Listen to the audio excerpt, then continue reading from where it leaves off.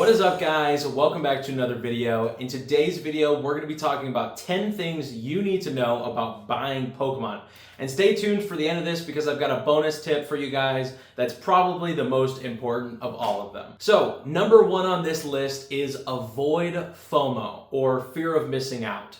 And I see it so much in this hobby where people, there's a new set or something's going on in the hobby where people are buying a bunch of one card or something, and people are so excited about it. They're just absolutely ravenous, and they are afraid of missing out on buying this set.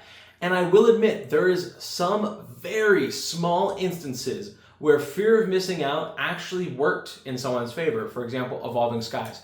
But we cannot assume that that is the normal. We cannot look at every single set and say, well, maybe this will be the next Evolving Skies. We cannot do that as collectors, and it's just absolutely not sustainable. So avoid fear of missing out when it comes to buying Pokemon. Number two, and this works hand in hand with tip one, is be patient. Wait for that set that just came out to come down in price. Wait for it to get a little bit cheaper because it almost always comes down in price after it just releases.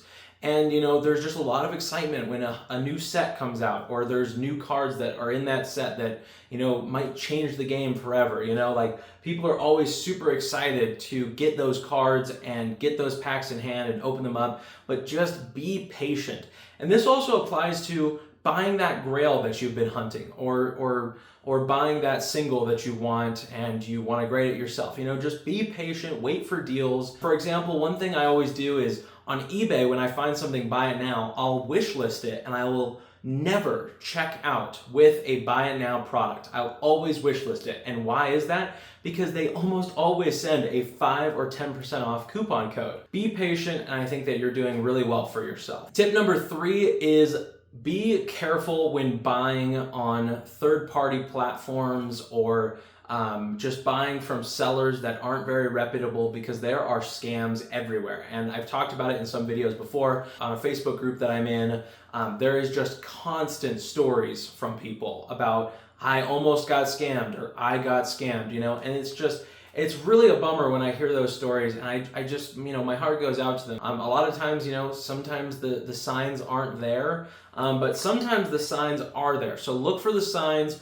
Definitely check out videos that I've done on this channel that talk about scams more. Tip number 4 is avoid buying at retail or MSRP, because I'm like almost never buying at retail. The only instances that I buy at retail is when I'm at a store and I just have that impulse buy. We all get those. We have that impulse buy at a Target or something, and you see the packs, and you're like, oh, let's rip this open in the car and see if we can get that grail, So it's like, don't do it unless, you're just willing to have some fun, But if you are trying to be smart about your purchases and what you're buying, I always recommend just waiting for it to come under retail.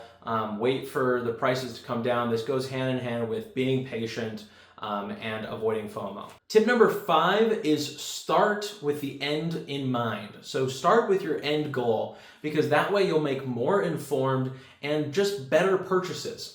For example, if you're buying a collection box with the idea in mind to keep it sealed, invest in it, hold it for a year, 3 years, 5 years, whatever it may be, if you are planning on keeping that to sell it later on, or you're just buying a booster box to rip open packs, start with the end goal in mind, and you'll be setting yourself up for success rather than failure. Tip number 6 on this list is decide what products you want to buy. Decide what cards you want to buy. Decide what collection boxes you want to buy, or what your overall focus for your collection is. Have that kind of goal in mind with your collection as well. And, for example, if you're someone who's looking to just rip open packs, you have fun doing that, you enjoy the chase, you want to, have a master set that you pulled all of those cards, then do that. But focus that, and decide what products you want to mainly buy. Because really, there is such a plethora of things that you can purchase in this hobby. So it really helps to know what you're specifically trying to look for, what you're saving your money for, or whatever it is. So really trying to decide what products you're going to be looking for is going to really help you save as much money for that and get your bang for buck. Tip number 7 on this list is buy protection for your cards, whether it be top loaders, card savers, whether it be penny sleeves. I hope that you know that penny sleeves are an absolute basic when it comes to Pokemon cards.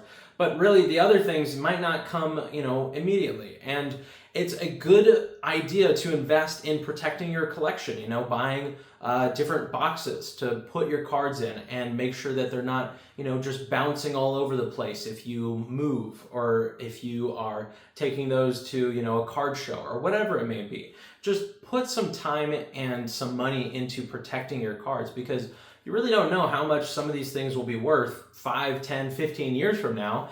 And think about how much better you'll be feeling if you kept, all of those awesome promos in great condition or something, So just buy protection. It's absolutely worth it. It's not going to cost you an arm and a leg. And yeah, totally be worth it in the end. Number 8, and this is one that I've learned personally from, and I kind of talked about earlier, is be cautious when buying singles online, whether it be on TCG Player or eBay or wherever it may be.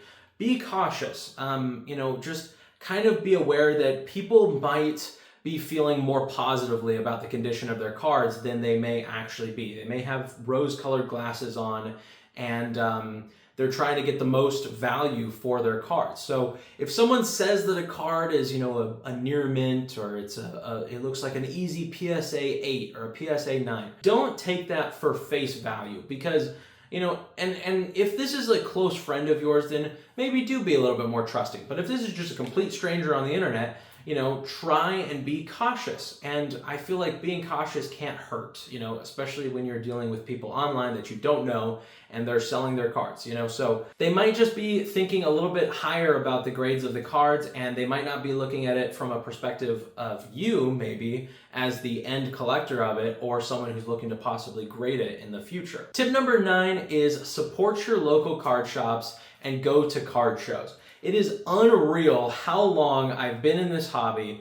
compared to how long it took me to go to my first card show. It was an absolutely phenomenal experience. It was awesome being able to talk to people, look at a ton of awesome cards, just be able to share the hobby and enjoy that, And I feel like I don't do that enough. I don't get out there in person and interact with the hobby and the community. And I absolutely love that. That's why I really love this YouTube channel and being able to talk to you guys and, read the comments and just help you guys, make informed decisions and investment decisions. And, it's just really cool being able to be a part of this community. I'm extremely grateful. And go support those card shows. Go support those local card shops, because it is hard, and it's a lot of money to keep those brick and mortars up. And I've gotten some incredible deals going to local card shops. I've been to some card shops, and I was like, hey, what's your fair price on this? What's your best price? And they were just, they were like, hey, I'll give you 20% off of whatever the last solds are. And it was like, oh, awesome, sweet, thank you. And they were really good condition. And what's cool versus buying singles online is when you buy singles in person, you can actually look at the grade in person. Now, I understand that it can be annoying for some people to have someone just looking and scrutinizing at a card in a card shop. So try and be considerate of others, don't be super scrutinizing there, just be able to just look at it for a few minutes or a few seconds for a card can be way better than looking at a photo on eBay that's taken with terrible lighting and glare everywhere, and the camera's blurry and it looks like it's from 2003 or something. So I think that it's absolutely worth it to support your local card shops, and you might be able to take home some awesome cards. Tip number 10, and I kind of touched on this earlier, which is focus in your collection. So try and dial it in, and I struggle with this. I don't focus my collection enough. I collect everything everywhere that I see. And if it's cool, I want it. I'm like, that's super cool. I want that in my collection. And then later down the road, I'm kind of like, maybe I don't want this to be a part of my theme. Maybe I could do better to focus it in. And, not everyone has to do this, but I think that it's something that's not really touched upon very much in a lot of videos, which is there's nothing wrong with just having a niche that you collect. And I feel like it's very easy for a lot of people to want to collect the same things. And there's nothing wrong with you wanting to collect what you love. And that is our bonus tip for this video. Collect what you love and you can never go wrong. I talk about it so much on this channel and I truly do believe it. Collect what you love and you can never go wrong, because at the end of the day, if those cards devalue and they're worth nothing, they're worth, pennies on the pennies, you still have something that you like. You have something that you enjoy, whether it be sentimental value, whether it be a cool artwork, whether it be your favorite character, you have something you can enjoy. And I think that that's the most important part of this hobby. So take all of my other tips with a grain of salt, because that is our absolutely most important tip of this video. I really hope you guys enjoyed this one. If you did, consider hitting the like button and subscribing to the channel. I really do appreciate you guys. Don't forget about that monthly giveaway that we've always got going on. You know how to enter it. We'll catch you guys in the next one. Peace.